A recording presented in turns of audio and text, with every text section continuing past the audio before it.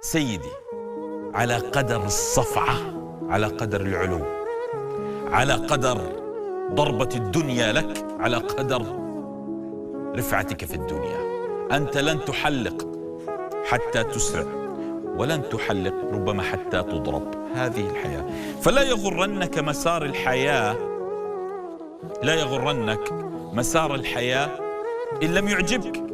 فالحياة أحيانا تأخذنا لمسار لا يعجبنا لتمنحنا ما لا نتصور. يأخذ الله منك ما تريده ليدهشك بالعطاء، يأخذ الله منك ما يحب ما تحب ليعطيك ما لا تتوقع، يأخذ الله عز وجل شأنه ما تتقاتل لأجله وتتمسك به ليمنحك ما لم يخطر على بالك أنك ستملكه يوما. هذه الحياة وهذه الدنيا. فتعلموا فلا يدريك، فربما غدا أنت تصفعك الدنيا ثم نقول لك هذا أغنى رجل في العالم ويملك أكبر شركة في إنتاج كذا.